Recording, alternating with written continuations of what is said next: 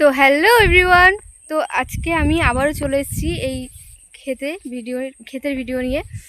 তো আগের দিন আমি আপনাদের দেখিয়েছিলাম ফুলকপি, পটল, পাট, তিল এই সব দেখিয়েছিলাম। তো আজকে না আমি এসেছি একটা উচ্ছে খেতে। এখানে প্রচুর উচ্ছে হয়ে আছে। তো চলো তোমাদের দেখাই।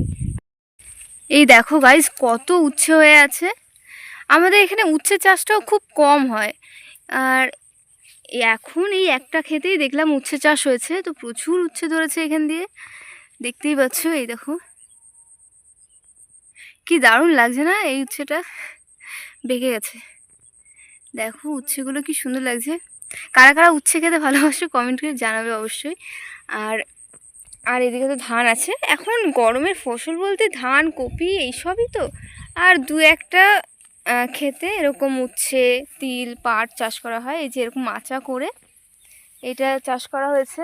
উচ্ছে মাটিতেও হয়, মাটিতে একটু ঝামেলা বেশি মনে হয়। এরকম মাচা করে দিলে সেটা সহজ, তুলতেও সহজ। তো এই যে অনেকটা জায়গা জুড়ে লাগানো হয়েছে। আর গাইস এখানে দেখো খানিকটা জায়গা জুড়ে কুমড়ো গাছ লাগানো হয়েছে। কি দারুণ হয়েছে কুমড়ো শাকগুলো। এই কুমড়ো শাক খেতে দারুণ লাগে। প্লাস কুমড়ো ফুলের বড়া অসাধারণ লাগে খেতে। এখানে খানিকটা জায়গা জুড়েই লাগানো হয়েছে পটল ক্ষেতের মধ্যে। আর এখানে না কটা কুমড়ো, ছোট ছোট কুমড়ো হয়ে আছে এই যে। আর দেখলাম কোথায়, এই যে। আর এক একটা পাতা দেখুন কত বড়, কত বড় বড় কুমড়ো পাতা। আর ওই যে কুমড়ো ধরে আছে। এগুলো বোধহয় শাক খাওয়ার জন্যই চাষ মানে লাগানো হয়েছে।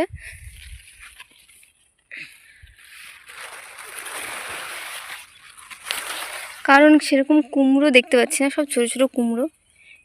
এই যে এই কুমড়োটা দেখুন, এই কুমড়োটা দেখুন, বেশ ভালোই বড়। কিন্তু না নষ্ট হয়ে যাচ্ছে, কেমন পোকা পোকা হয়ে গেছে। এই যে। আর এখানে প্রত্যেকটা ক্ষেতে এরকম একটা কাকতাড়ুয়া দেখা যায়, প্রত্যেকটা ক্ষেতেই দেখা যায়। একটা আম গাছ, যে আম গাছের সাথে প্রচুর স্মৃতি জড়িয়ে আছে। এই গাছে আমরা আগে যখন ছোট ছিলাম, এই গাছটাও তখন ছোট ছিল।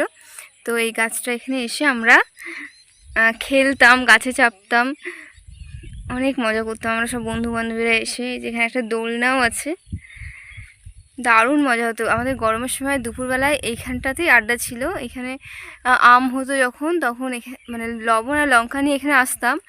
আর এখান থেকে আম পেড়ে দিয়ে তারপর খেতাম এখানে বসে বসে। আর গরমের সময় তো দারুণ ঠান্ডা এই গাছতলাটা। তো আগে এই গাছটা প্রচুর আম হতো, কিন্তু এবার সে তুলনায় কম আম ধরেছে। ওই যে দু একটা দেখা যাচ্ছে। আর আগে জলসেচ পদ্ধতি বলতে মেশিন হতো, এক ধরনের সামাশাল। কিন্তু এখন প্রত্যেকে এরকম মোটর লাগিয়ে নিয়েছে। এই মোটরের সাহায্যেই জল দেওয়া হয় খেতে।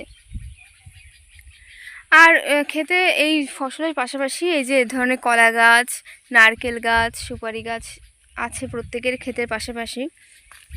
এই যে দেখতে পাচ্ছ এখানে কলা গাছ রয়েছে, আর কলাও আছে। এই দেখো, এই দেখো প্রত্যেকটা গাছেই কলা ধরে আছে।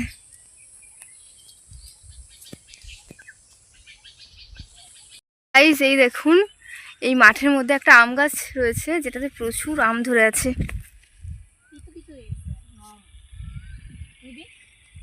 ছেড়ে দে, ফেলে দে।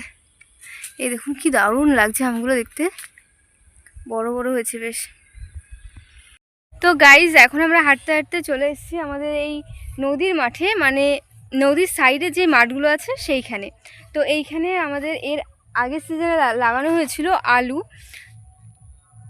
আলুই তো, হ্যাঁ আলু লাগানো হয়েছিল। আর এখন লাগানো হয়েছে পটল।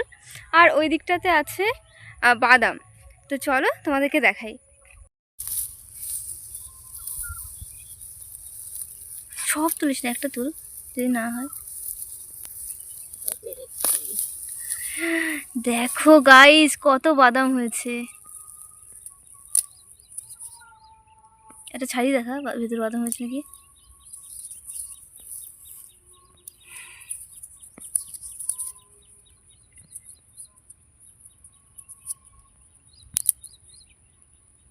একদম ছোট কচি কচি বাদাম। এটা আর একটু টাইম দিলে ভালো হতো। আর এই দেখুন এখানে চাষ করা হয়েছে বাদাম।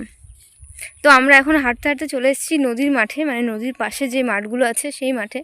তো এখানেও আমাদের পটল লাগানো হয়েছে, পটল চাষ করা হয়েছে। আর এই সাইডে আমার জেঠুরা লাগিয়েছে বাদাম। এখন আর এই ক্ষেতগুলোতে চাষ করা হয় না, সব ফাঁকা ফাঁকা পড়ে আছে। দেখি ফুলগুলো কি দারুণ লাগছে দেখতে। ভিডিও কর, স্লো মোশন ভিডিওগুলো এরকম করে ক্যামেরাটা এইভাবে নিয়ে যায় মাঝখানে দিলাম।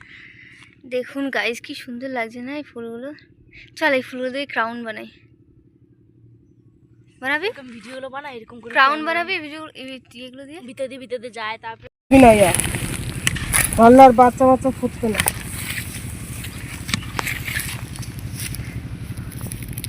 অনেক করে দিই। দেখ কি দারুণ লাগছে দেখতে। কোন পাখির টিম এগুলো?